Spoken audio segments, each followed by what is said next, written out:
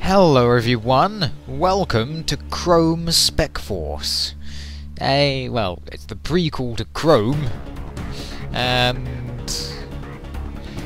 wait, what was it? Yeah, it's the prequel to Chrome, made by Techland, who is also making the Call of Juarez series. Yeah, and I just realised that Techland is... well, a very good developer, I think. Well, their games aren't bad at any rate. And Chrome SpecForce is, well, better in my opinion than Chrome, because it's a bit easier to get into, although it is a bit more linear. Yeah, a bit more linear. But I'm not going through that stealth mission in Chrome again. Oh no. But maybe we'll get around to that someday. Well, anyway, Chrome SpecForce is a open, well, it has a very large worlds, and, well, it has suit powers, kind of, well, think Crysis and Deus Ex. In fact, Chrome SpecForce is almost the Crysis before Crysis. Oh yes. Oh yes. It's quite tactical, but I'm gonna play it on easy mode because there are some situations that are extremely hard to pass. Ooh, very unforgiving. Well, the game is very unforgiving anyway, and I love to hoard the medkits. Anyway, let's begin, shall we? Oh, already halfway done. Well, Episode 1. Lieutenant Logan, you have been assigned to an extremely urgent, high-priority operation. It is top secret and concerns a threat to the internal safety of the Federation. Colonel Northwood is the commander for this operation. You'll get the rest of your briefing from him. However, before we fill you in on details, we must finish the testing procedures for your new power armor immediately. SPA-4 will prove extremely useful during the mission, but first you will need some time to get used to the new neural interface. You will train basic movement, environment interaction, the use of vehicles and personal firearms, and also the use of integrated support systems. Because of your experience and the skills, the whole procedure shouldn't take long. Colonel Northwood will contact you after training. Good luck.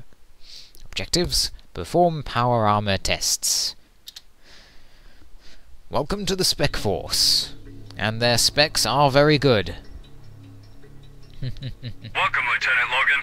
We'll begin the final test sequence of your new power armor. First we'll check the basic operations, then the new functions added to this model. Follow my commands and we'll finish quickly. First, take the card from the locker behind the counter. Right over there, that's our objective indicator. Ooh. Make it jump around the screen like that. Anyway, there's a fair bit of interactivity in Chrome SpecForce and Chrome. You can, well, open lockers, of course. There's a man over here, but, well... Mind your own business, soldier! Why are you talking like that? Hold on a second. Hey, you look like Logan from Chrome. Not a bit. It's been ages since I've played Chrome. Anyway, the key is in here. Key card, get! Now open the exit door with the card. Very simple. Oh, also... the inventory! Just like Deus Ex, really. Only our mission... well, we have actual mission objectives down here. Objects, rather, not objectives. Woohoo! Okay, go to Hager H2. There's a vehicle waiting for you. The location is marked on your navigation system. Get familiar with it on your way. Oh yes. We shall need familiarity, because... well, without familiarity... this planet, well, everywhere will be strange, and then we won't know what to do, and we won't know how to fire our gun, and perhaps we'll end up shooting ourselves in the foot. But anyway, next training section. To deactivate this barrier, you have to gain access to the inner security system. If you don't know the password, the armor's interface will help you hack the system.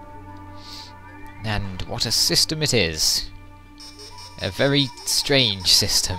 So, we use the console. We don't know the password, of course, so we can't really enter it, can we? This.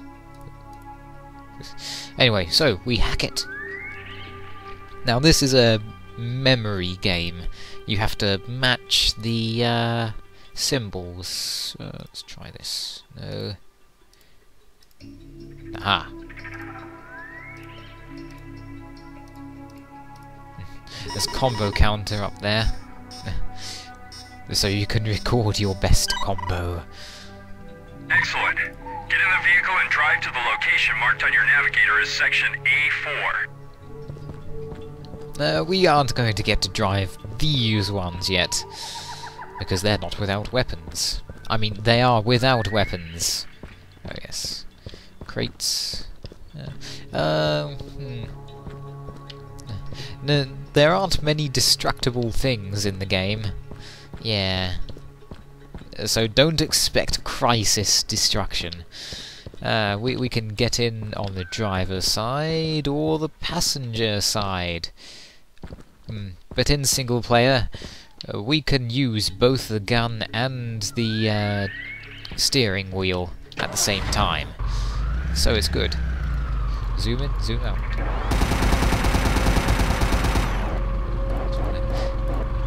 Yeah, that's... No, not happy with that. No. Come on. Okay, that's fine. That's fair enough. Oof. The vehicles in this game aren't... well, they can be useful, of course, but they are all quite vulnerable. Most of them. The walkers are, of course, less vulnerable. Then the walkers also usually have the best weapons. Get out of the vehicle and open the gate using the card. The card's lying on the box next to you. Alright. Logan, armor test, right? Okay, the gate card is on the box. Okay, the gate card is on the box. Keycard get. Now we have 2. See, it says there down in the corner. 2. Okay. Door open. Drive in.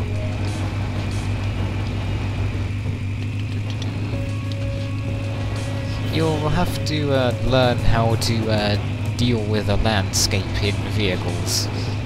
It can be quite different at first. Ouch! Ow, we lost a bit of health from that. Ah well, all the more reason to use the health kits. The guy's training over there. Where are we supposed to go again? To number 4. Get in the vehicle and drive to section A. Ah, I see. It's a vehicle pen. Stop here. We'll check the coordination between the armor and the onboard weapon systems. Destroy 3 targets on the hills ahead of you using the onboard weapon. Ah, excellent. 3 targets, eh? This gun isn't that accurate, of course. But it gets the job done. Now the firearms. Get out of the vehicle and go to the shooting range. Well, hey, don't just force me out like that. Huh. Oh well. At least the turret is now equalized. Oh, turret's barrel. I guess you use the targeting computer on the vehicle rather than hold the turret, since it has no trigger. And that would, well, it'd expose you, wouldn't it? Although the power armor is quite powerful. Oh, is there anything over here? No, there's nothing here. Ah. Speaking of armor, everyone in this game has fairly good armor, so it's always a good idea to aim for the head. More on that in the next part.